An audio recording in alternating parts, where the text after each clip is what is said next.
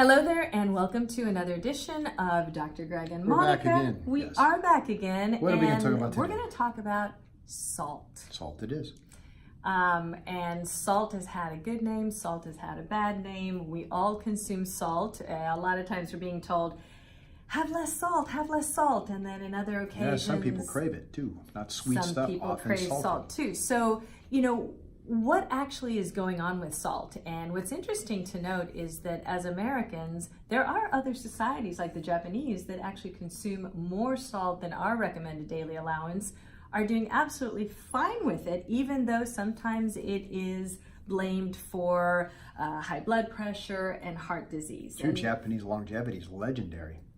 Well, and the recommended daily allowances are 2 to 3 teaspoons full a day, but you've got to remember also that includes some of the foods that have salt in them naturally, such as seafoods. So you can't have all of those foods and then add 2 or 3 tablespoons or teaspoons And the on part top that's of that. often overlooked, by the way, sometimes even if you get vegetables, canned forms of things, it's a bit of a preservative, but if something comes in a can, it almost always has 2 things. One is sugar, the other one is salt. Now, what's very interesting is that while heart disease and obesity have actually gone up over the past several years, the amount of salt that we are consuming as a population hasn't. So what exactly does that tell us? That it's the type of salt that you consume matters.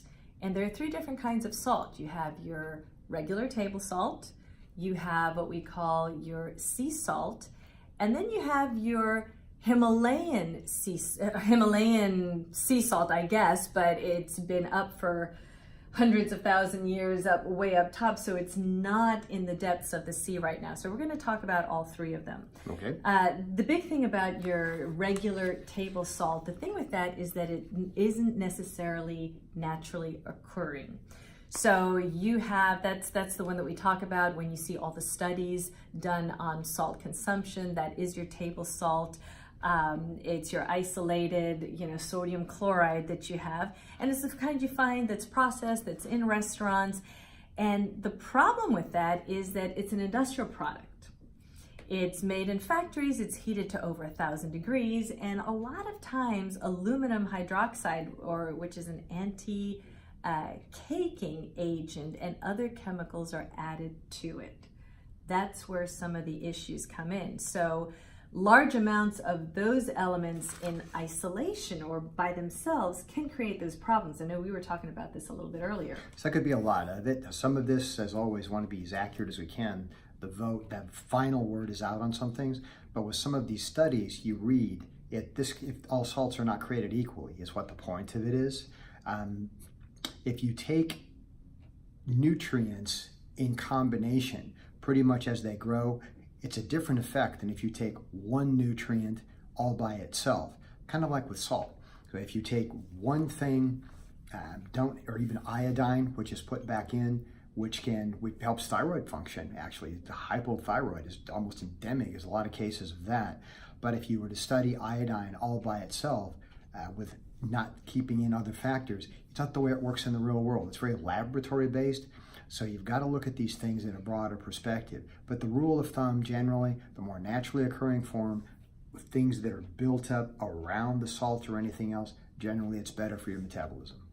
And that's why I think in some of the research that's come out that is exploring the possibilities that sodium chloride could actually, in isolation or used by itself, could be one of the factors in a lot of the increase in autoimmune diseases in the recent decades. And that's the kind of salt, it has none of the natural elements that's found naturally. And you see even issues with autoimmune diseases such as Hashimoto's and others, which is right? Of the thyroid. So that's why that kind of salt you really, really want to keep to a minimum. There are 2 other kinds of salt though. One of those is your sea salt, and that's the one that's mined from the sea. It is higher in minerals than table salt, and it's considered a more natural form. The only thing to be careful with, and I don't know much about this, but I'm going to find out a little bit more, is not to consume salt from the Dead Sea because of its high concentration of bromide. So I need to look a little bit more into what that can cause or not, but that might be something to look up or to research a little bit. Final one are the Himalayan salts. Now, Himalayan salt, it's a type of rock salt that is mined from the ancient salt beds in the Himalayan mountains. So since they are very ancient and they're very high up, there's the least amount of contamination there. And many of these salts, they have all sorts of minerals. I was reading about 84 different kinds of minerals and trace elements. And that can help with a lot of, it has a lot of therapeutic benefits to it as well. A lot of it with the extra minerals, it comes out to the more minerals you have, the more metabolic pathways are turned on. So for example, got skin issues, possibly respiratory. Part of it, some of it can come from even small nutritional deficiencies. And Himalayan sea salts as generality, there's a few more minerals, so you increase your chances of having more things turned on properly in your body. You know, in my own diet, and I think in both of ours, especially in the beginning when I was started with bodybuilding and I was told you need to eliminate all salts, I would even go and buy some of the spice, like, oh, no salt in my diet, I don't want double boiled chicken and all those, anyway, all those kinds of things. So you'd find ways to spice up your food, but not using or that didn't have any salt. Later on, as the years went by, I remember talking to some coaches and reading a bit more about it. I said, what do you mean salt? No, you should have salt in your diet. You need the salt, but it's the type of salt. So nowadays, I condiment everything. I use the pink Himalayan sea salt. Oh, and I actually have, so here's your iodized table salt. Here's an example of your white sea salt. And then finally, and this I use nowadays for everything that I cook with, it's your pink Himalayan sea salt. Love the color, but the great thing about it is I do, even leading into almost the last week of a competition, I'll put the Himalayan pink sea salt on everything. And no, it will not bloat you, and that's why we drink plenty of water, which is a different episode altogether. But those are some important things. Don't worry about the salt. Just use the right kind of salt.